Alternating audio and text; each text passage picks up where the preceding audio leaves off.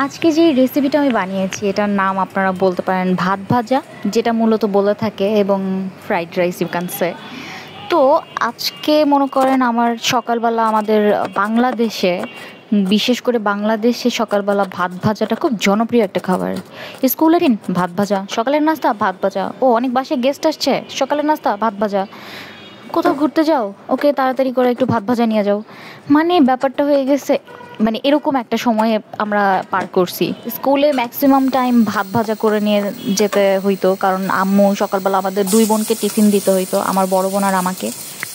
তো তখন দেখা যেত যে একসাথে হচ্ছে দুইটা টিফিন প্রিপেয়ার করা, মানে দুই রকমের টিফিন প্রিপেয়ার করা ঝামেলা, বা রুটি বেলা ঝামেলা। সো রাতের বেলা ভাত যেটা বেঁচে যেত সেটাই দিয়ে সকালবেলা ডিম একটা ভেজে টমেটো দিয়ে খুব সুন্দর মতন করে ভাত ভাজা নিয়ে দিত।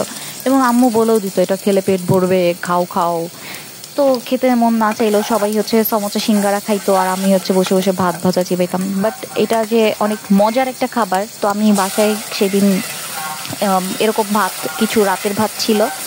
তো আমি ভাবলাম যে ঠিক আছে, আজকে তাহলে ভাত ভাজাই খাওয়াবো সবাইকে বাসায়।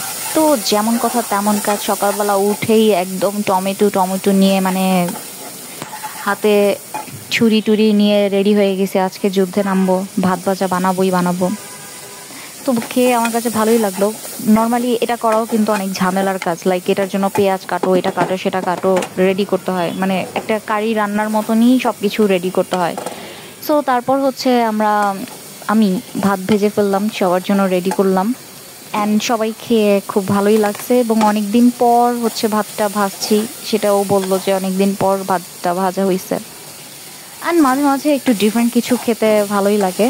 এবং আপনাদের বাসায় আপনারা এই ভাত ভাজা ওরফে fried rice, Bangla fried rice কে কে পছন্দ করেন, এবং কার বাসায় এটা রান্না করা হয় খুব বেশি?